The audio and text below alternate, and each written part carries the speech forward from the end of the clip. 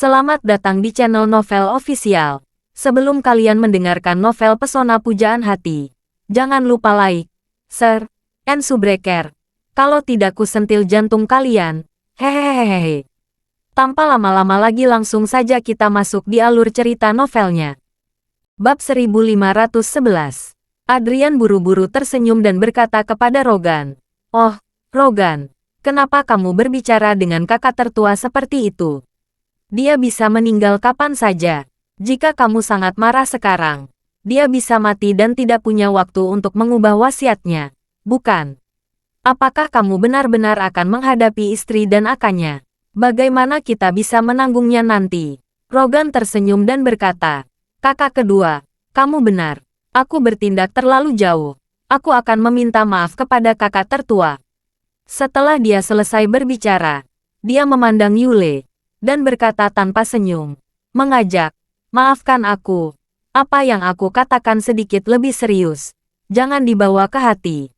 Adrian tersenyum dan berkata, tapi kawan, meskipun kata-kata adik kita agak keterlaluan, dia mengatakan yang sebenarnya. Coba pikirkan, siapa yang ingin membiarkan aset keluarga miliaran mengalir keluar? Jika kamu mau bekerja sama dengan kami, istrimu dan Nana akan tetap mendapatkan 20%. Berbicara tentang ini, ekspresi Adrian tiba-tiba menjadi sangat jelek. Nada dan suaranya juga menjadi sangat suram. Dan dia dipenuhi gigi. Tetapi jika kamu tidak mau bekerja sama, saya mungkin akan terburu-buru. Kalian bertiga bisa menjadi orang hilang. Semua aset atas namamu akan menjadi milik saya dan Rogan. Apakah kamu memahami ini? Yule terbatuk keras dan kemudian berlimpah seteguk darah. Dia sangat marah, dan esensi yang sudah lemah terganggu. Melihat ini, Queen dan Rahel buru-buru mendekat untuk mendukungnya dan dengan lembut menepuk punggungnya. Charlie tidak tahan lagi melihat Adrian. Dia bertanya dengan dingin, apa maksudmu? Jika Paman Golding tidak setuju, kamu akan menyerang keluarga mereka 3 orang ini.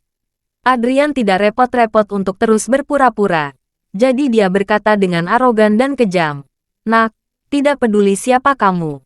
Kamu tidak punya hak berbicara di sini. Ini urusanku. Jadi aku akan menyelamatkan hidupmu. Tapi aku hanya memaafkanmu seharian. Jika besok kamu masih hidup, percuma saya, Adrian, telah hidup bertahun-tahun. Adrian segera menatap Yule dan berkata dengan dingin. Saudaraku, karena aku sudah mengatakan ini, aku tidak akan menyembunyikannya. Saya di sini hari ini harus mendapatkan 80% dari asetmu.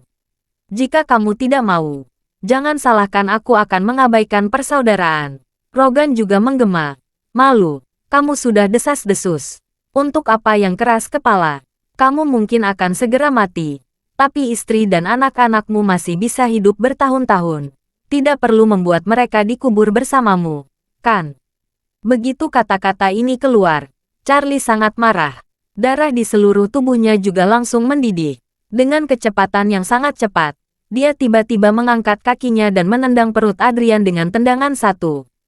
Rogan, Adrian, dan pengawal yang mereka bawa masih belum tahu apa yang terjadi. Rogan sudah terbang keluar. Dia melayang keluar dari ruang makan dan jatuh langsung ke lantai ruang tamu. Hanya terdengar suara teriakannya di udara. Setelah mendarat, dia langsung kehilangan kesadarannya. Melihat ayahnya ditendang dan pingsan, Wilhelm menggerakkan maju dan mengangkatnya. Dan bertanya dengan gugup, Ayah, ayah, apakah kamu baik-baik saja? Ayah. Adrian sangat marah.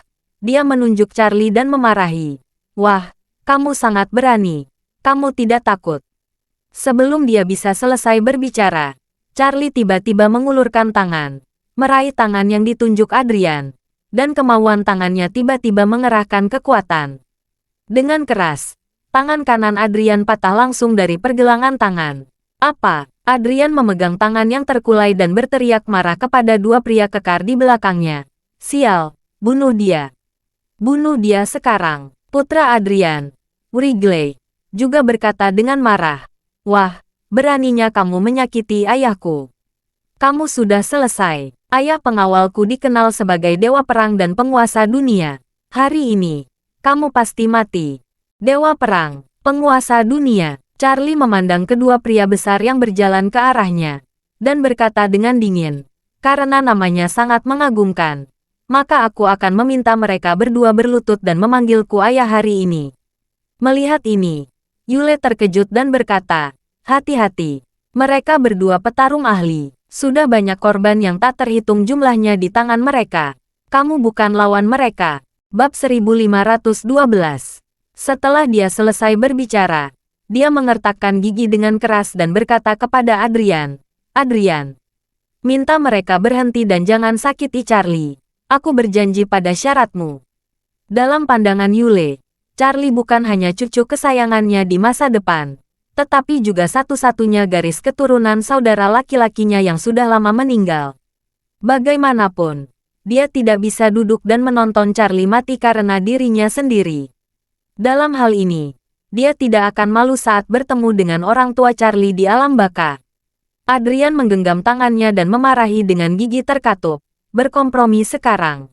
Sudah terlambat. Jika anak ini berani menghinaku, aku akan membuatnya hancur berkeping-keping." Setelah itu, dia berkata kepada keduanya, "Bunuh dia. Segera, segera." Dua pengawal Adrian juga tampak kejam saat ini.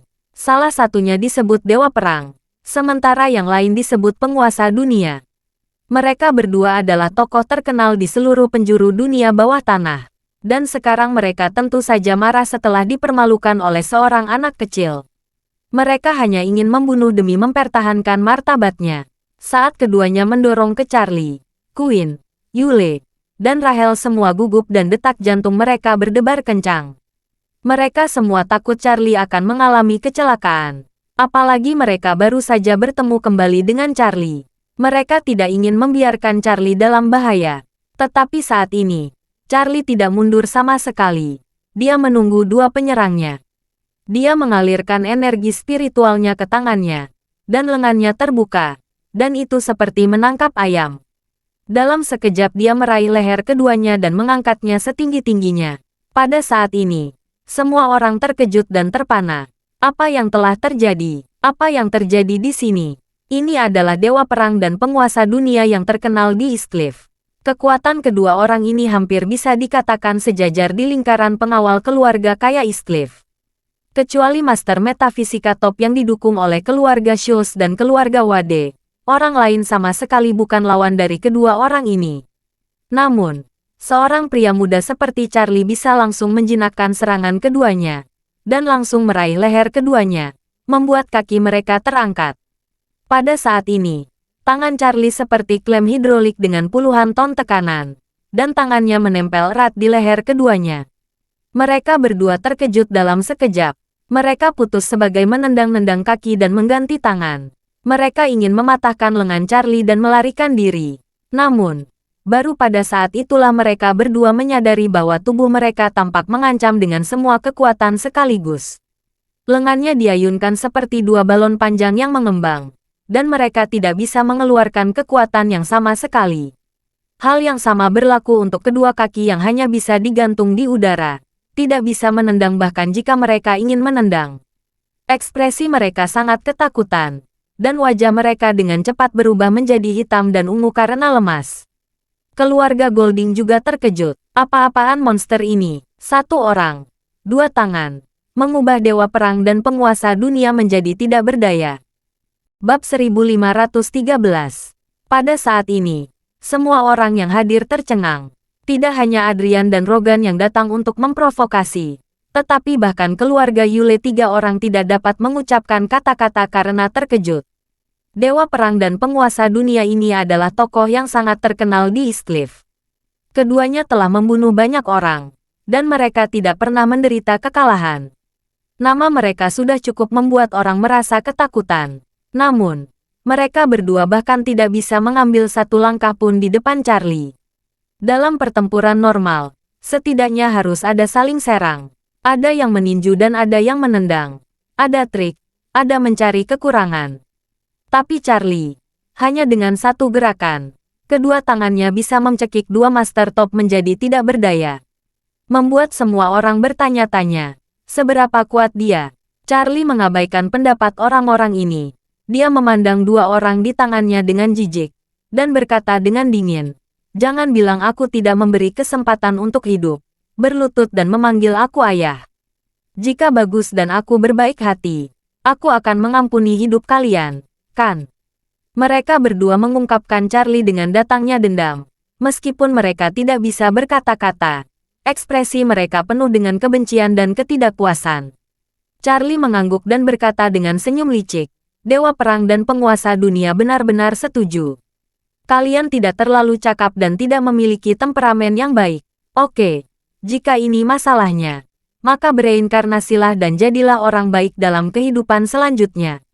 Setelah berbicara, dia sedikit meningkatkan kekuatannya, dan keduanya segera merasakan ketakutan akan kematian.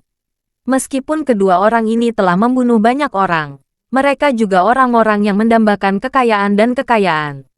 Jika tidak, mereka tidak akan memberikan hidup mereka kepada Adrian.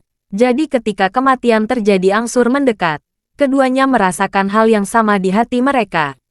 Mereka mulai merasakan kekhawatiran dan kecemasan yang luar biasa. Mereka tidak rela mati seperti ini.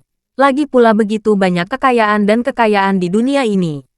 Mereka belum cukup menikmatinya. Mereka telah bekerja keras di perbatasan selama bertahun-tahun.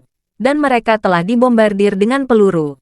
Sampai saat ini, untuk menikmati kehidupan manusia yang unggul. Namun, ini tidak sebanding dengan berkat beberapa tahun. Dan itu sangat berharga. Setelah itu, Dewa Perang, yang memegang tangan kiri Charlie, berteriak dengan suara serak, "Ayah, ayah."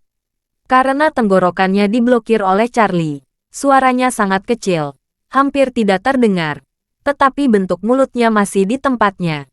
Dan sekilas terlihat, dia benar-benar ingin mengakuinya. Charlie mengangguk puas, mulai mengendurkan tangan kirinya, dan berkata sambil mencibir, "Ayo, aku ingin mendengarkan dengan jelas." Dewa Perang menangis dan berkata dengan suara serak, "Ayah, tolong lepaskan penyesalan." Charlie mengangguk, "Tidak, anak yang baik. Karena kamu memohon ayah untuk mengampunimu dengan tulus, ayah akan menunjukkan belas kasihan dan mengampunimu kali ini." Dewa Perang segera mengumumkannya. Dan pada saat ini, sedangkan penguasa dunia yang dipegang dengan tangan kanan Charlie hampir pingsan, Dewa Perang tiba-tiba dia dimaafkan setelah memanggil Charlie ayah dengan putus asa. Tentu saja, tenggorokannya tidak bisa mengeluarkan suara, dan dia hanya bisa membuat gerakan dengan mulut. Melihat dia akan memanggil ayah, Charlie mengendurkan tangannya dan berkata sambil mencibir, "Ayo, aku akan memberikan kesempatan untuk memanggilku." Pria itu sangat terhina, tetapi untuk bertahan hidup, dia berteriak dengan pasrah, "Ayah, tolong maafkan aku, ayah." Charlie mengangguk puas, dan berkata, "Kalian berdua cukup tulus. Saya akan memberi kalian kesempatan hidup. Sekarang berlutut di lantai dan panggil aku ayah. Kali ini kalian harus mengatakannya dengan baik, maka saya akan membiarkan kalian pergi." Dewa Perang melontarkan protes. "Anda meminta saya untuk memanggil saya ayah. Saya sudah menyebutkan. Mengapa sekarang masih meminta saya berlutut dan memanggil ayah lagi?" Charlie tersenyum dan berkata, "Yang paling awal saya katakan adalah berlutut dan memanggil saya ayah. Jika kalian tidak mau, saya akan membunuh kalian dengan selamanya. Kalian bisa pilih." Penguasa dunia di samping berkata dengan marah, "Saya juga menguasai alam dari utara. Saat itu, aku bisa mengalahkan 100 musuh dengan satu tangan. Kamu jangan berlebihan." Charlie mencibir, "Penguasa dunia di utara, apa yang kamu lakukan di sana?" Penguasa dunia berkata, "Kelompok tentara membayarkan bayaran. Organisasi tentara membayarkan swasta terbesar di utara." Bab 1514. Oh, Charlie mengangguk dan berkata sambil tersenyum, "Halo, penguasa dunia. Namamu cukup mengagumkan. Aku juga punya gelar, diberikan oleh orang-orang di kotaku. Aku tidak tahu siapa di antara kita yang gelarnya lebih kuat." Penguasa dunia bertanya, "Apa gelarmu?" Charlie tersenyum ringan. 4 kata. Naga sejati di dunia. Penguasa dunia terkejut. Naga sejati. Apa-apaan? Agak terlalu sombong, bukan? Charlie terlalu malas untuk terus berjongkok. Dia menggunakan kekuatan di tangannya lagi. Dan berkata dengan kosong, "Jika kamu ingin berlutut, kamu akan hidup. Jika kamu tidak ingin berlutut, kamu akan mati. Kamu hanya punya 3 detik untuk menyalakannya. Penguasa dunia merasa bahwa kekuatan di tenggorokannya semakin kuat, dan dia ketakutan, dan berseru, "Saya akan pingsan. Saya akan berlutut." Charlie memandang Dewa Perang di sebelahnya. "Bagaimana kabarmu, saudara Dewa Perang? Berlutut atau tidak?" "Berlutut. Aku juga berlutut." Dewa Perang juga mengetahui kebenaran bahwa lebih baik hidup daripada mati, dan mengangguk tanpa ragu. Charlie puas tersenyum, menekan mereka berdua ke lantai seperti ayam, dan berkata dengan dingin, "Menangislah lebih keras, atau aku akan menghancurkan akarmu dan membiarkan kalian berdua menjadi kasim selama sisa hidupmu." Mereka berdua bertengkar ketakutan, berlutut di tanah dan berteriak serempak, "Ayah, selamatkan hidup kami! Ayah, selamatkan hidup kami!" Raut muka Adrian dan Rogan terlihat sangat jelek. Namun, saat ini, mereka juga tidak bisa melakukan apa-apa. Mereka hanya bisa melihat kedua masternya berlutut dan memanggil pemuda ini ayah. Melihat mereka berdua melakukannya dengan serius, Charlie mengangguk puas, dan berkata, "Anak-anak yang baik, itu tidak buruk. Kalian tahu kapan menyerang dan kapan menyerah. Ini adalah bahan yang bagus untuk hal-hal besar." Keduanya mengangkat kepala dan menatap Charlie dengan kemarahan yang tidak bisa mereka sembunyikan di mata mereka. Mereka telah membunuh 10.000 kali di dalam hati mereka. Pada saat yang sama, keduanya memikirkan balas dendam di dalam hati mereka. Mereka akan menemukan cara untuk membalas dendam pada Charlie setelah berhasil melewati rintangan hari ini. Pada saat itu, mereka harus mengambil nyawa Charlie untuk menuntaskan kebencian di hati mereka. Apa yang tidak mereka duga adalah bahwa Charlie telah mempersiapkan diri. Dia tidak akan pernah menderita masalah di masa depan. Jadi, Charlie tampak main-main dan berkata sambil tersenyum, "Dua putra yang baik. Kamu adalah Dewa Perang dan kamu adalah penguasa dunia. Kalian benar-benar luar biasa. Saya sebagai ayah sangat lega. Tapi saya benar-benar tidak ingin melihat kalian terus berkelahi dan membunuh. Jadi mulai hari ini dan seterusnya, kalian akan menjadi bayi yang baik yang tidur tepat waktu." Keduanya berpikir bahwa Charlie hanya mempermalukan mereka, membuat mereka marah. Tetapi mereka tidak berani mengatakan apa-apa. Tetapi mereka tidak pernah mengira Charlie telah merencanakan untuk menghapus mereka. Charlie diam-diam melepaskan 2 ki spiritual dari tangannya, tertanam langsung ke tubuh keduanya, dan segera menyegel dantian dan meridian keduanya, membuat mereka berdua, dari ahli bela diri atas di mata orang biasa, menjadi orang yang lemah.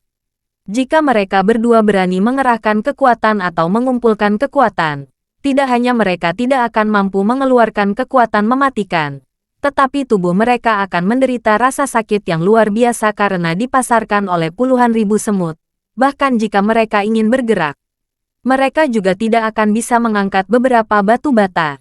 Oleh karena itu, mereka berdua sudah menjadi orang lumpuh, dan tidak bisa berbuat apa-apa. Pada saat ini, Charlie berteriak kepada mereka berdua dengan suara dingin, "Oke, kalian berdua menyingkir dari sini dan tetap jujur. Saya masih ada urusan. Saya ingin mendasarkan pada 2 orang besar dari keluarga Golding." Bab 1515. Ketika Dewa Perang dan penguasa dunia tidak berani mendengarnya, mereka tidak berani melakukan kesalahan.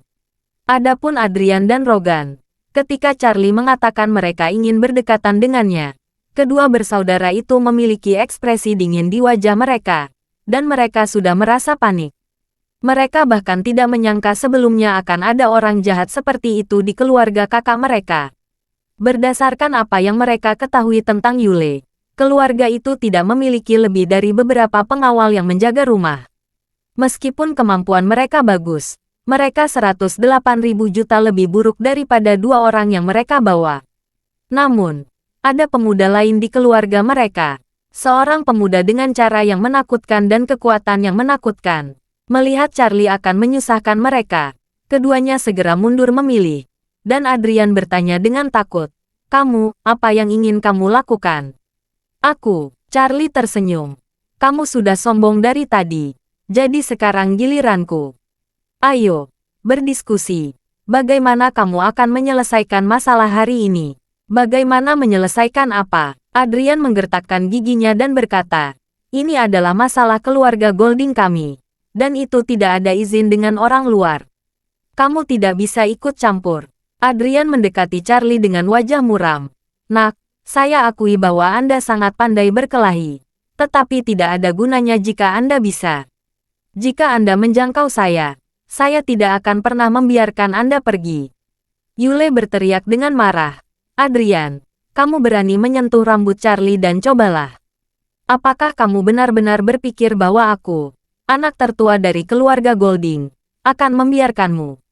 Adrian sangat bingung di dalam hatinya, tetapi dia masih ingin bangkit kembali, dan berkata dengan marah, saudara, berapa lama kamu bisa hidup bahkan jika kamu bisa melakukan apa saja padaku? Adrian berkata lagi, bahkan jika saya mengaku kalah hari ini, bagaimana dengan besok atau lusa? Jika boleh saya katakan, saya akan melupakan hari ini jika kamu bersedia menerima permintaan saya sebelumnya. Kita masih saudara yang baik. Ketika kamu meninggal, saya dan Rogan akan merawat generasi mendatang dan menguburkan Anda dengan indah. Tapi kalau kamu tidak setuju, maka setelah kamu pergi, jangan salahkan saya dan Rogan tidak akan bersimpati. Dan jika suatu saat nanti, istrimu dan anakmu akan. Sebelum kata-kata ancaman Adrian selesai, Charlie tiba-tiba mengangkat tangannya dan menamparkan wajah Adrian dengan keras. Membuat dia jatuh ke samping dengan membayangkan. Rogan melakukan untuk membantu, tetapi dia juga dijatuhkan oleh kekuatan tubuh Adrian. Kedua bersaudara itu berteriak kesakitan. Namun kondisi Rogan lebih baik saat dia jatuh. Adrian yang menderita. Tamparan ini langsung menanggalkan gigi gerahamnya. Mulut penuh darah, dan pipinya seolah bengkak olah terkena sengatan tawon. Yang lain bergerak maju ingin membantu Adrian, yang berbaring. Adrian menutupi wajahnya, terisak dan berkata, kamu berani memukulku. Apakah kamu benar-benar berpikir aku, Adrian, tidak bisa melawan? Charlie menggelengkan kepalanya. Saya tidak berpikir kamu tidak bisa melawan. Saya pikir kamu lebih seperti pemakan kotoran. Ada bau busuk saat kamu bicara. Saya tidak tahu apakah kamu tahu Qian, putra keluarga web di wilayah selatan, yang terkenal di TikTok beberapa waktu lalu. Videonya sangat populer. Saya pikir mulutmu sama baunya dengan mulut Qian. Adrian hampir meledak. Anak ini benar-benar membandingkan Qian dengan dirinya. Qian itu, dia telah mendengar ceritanya. Dia juga sudah menonton videonya di TikTok, dan dia hampir muntah pada saat itu. Charlie ini bahkan membandingkan dirinya dengan Qian. Bukankah ini penghinaan terhadap kepribadiannya? Dia segera berteriak kepada dewa perang dan penguasa dunia yang sedang berlutut. Sial, bunuh dia. Bunuh dia dan aku akan memberi kalian masing-masing 100 juta. Keduanya saling memandang. 100 juta. Kedengarannya sangat menarik. Namun, bagaimana mereka berani memprovokasi Charlie? Charlie dapat mengangkat tubuh mereka berdua seperti ayam dan mencekik mereka sampai hampir mati. Keduanya tidak berdaya di depan Charlie. Dalam hal ini, bahkan jika 100 juta ditempatkan di depan mereka, mereka tidak akan bisa mengalahkan Charlie. Terima kasih sudah mendengarkan cerita novel Pesona Pujaan Hati. Sampai jumpa di novel selanjutnya.